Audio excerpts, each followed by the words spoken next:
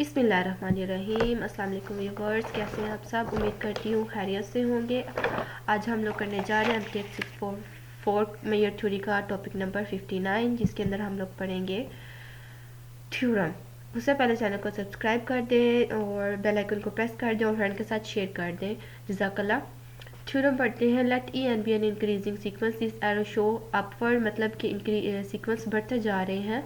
B an increasing sequence of measurable set, then m steric u n1 to infinity en is equals to m u n is equals to 1 to infinity en is equals to limit n approaches to infinity m steric en।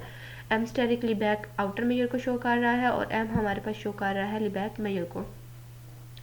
मतलब कि ये हमारे पास proof होता है, ये limiting case है हमारे पास। इसको हम कह सकते हैं कि this is the limiting case of measure of last set would be the actual measure of the countable union. मतलब कि लास्ट सेट की जो मेजर होगी हमारे पास, वो हमारे पास उस एक्चुअल सेट के यूनियन के इक्वल होगी। ये हमारे पास एक लिमिटिंग केस है।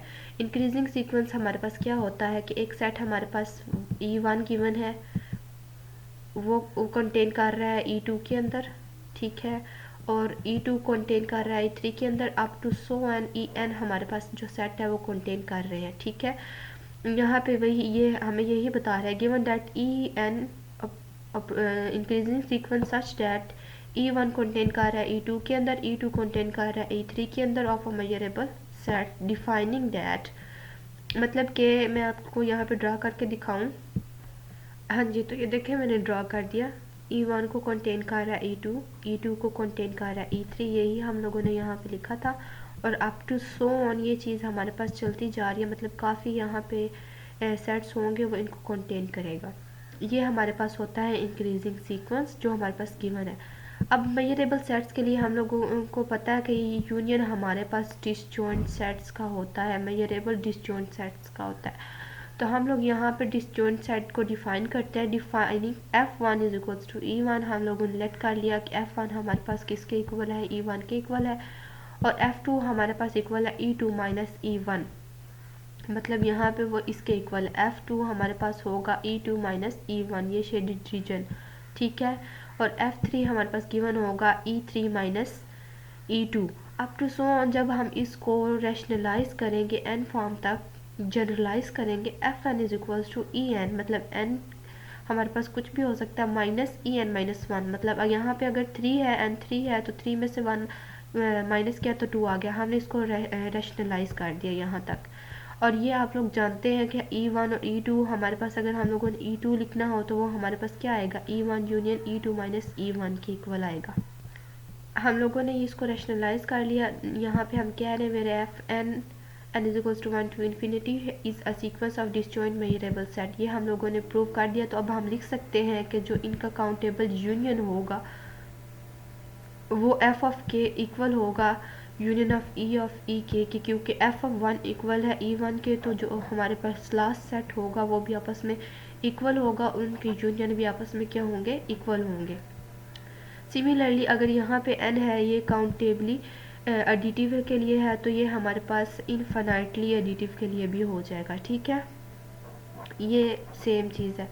नेक्स्ट हम लोग ले लेते हैं एम स्टेरिक लेबेक आउटर मेजर ले ली हम लोगों ने इस वाले सेट की, ठीक है। इस वाले सेट की हम लोगों ने ले ली है लेबेक आउटर मेजर। इन्फिनिटी के लिए इसको हम लोग का प्रूव करेंगे।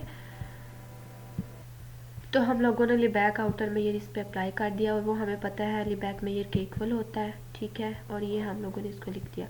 अब हम लोग इसको बाहर निकाल सकते हैं, मतलब मेजर पहले ही बाहर है, तो हम लोग इसको ई के को एफ के इक्वल हम लोगों ने कहा था, हमने यहाँ पे प्रूव कर दिया। क्योंकि डिसजॉइंट और मेजरेबल है इसलिए हम इसको यूज़ करेंगे इस प्रूफ के लिए। नेक्स्ट हम लोग देखें तो हम लोग इस वाले रिज़ल्ट को कैलकुलस एनालिसिस के ज़रिए ऐसे लिख सकते हैं, ठीक है। ये हम लोगों ने पढ़ा हुआ है कैलकुलस एनालिसिस के अंदर कि हम किसी भी चीज़ के यूनियन को limit N approaches to infinity sigma K is equals to 1 m of f के लिख सकते हैं। और इस वाली चीज़ को हम लोग लिख सकते हैं, यूनियन को समेशन में चेंज कर सकते हैं डिसजॉइंट वेरिएबल सेट के लिए, और m अंदर चला गया और e के साथ आ गया। अब ये जो हमारे पास इन्फिनिटी वाला केस है, इस वाले सिग्मा को हम अगेन रीराइट कर देंगे यूनियन की फॉर्म के अंदर। Countable union of disjoint sets हम लोगों ने लिया है, तो हम लोगों ने ऐसे ही प्रूव करना था इसको। ये हम लोगों ने लिख दिया, लिमिट भी अप्लाई कर दी, एम पहले का पहले है। अब एफ के की जगह हम दोबारा ई के यूज़ करेंगे और नेक्स्ट ये हमारे पास प्रूफ हो जाएगा। देखिए ये हमारे पास नेक्स्ट प्रूफ हो गया है कि हमारे पास जो लिमिट होती है वो बैक आउटर मेजर, मतलब इन्होंने एम ले लिया, उसको एम स्टेरिक लिख दिया, हम एम या एम स्टेरिक लिख सकते हैं, इक्वल होता है। और यूनियन ऑफ ई के हमारे पास किसके इक्वल आएगा, वो सबसे बड़े सेट के इक्वल आएगा ना, ई के ई एन के इक्वल आएगा। तो यही हमने प्रूव करना था कि लिमिटिंग केस क्या होता है काउंटेबल यूनियन ऑफ सेट्स का। जब हम बैक आउटर मेजर ले तो वो सबसे बड़े सेट की लिमिट के इक्वल आता है।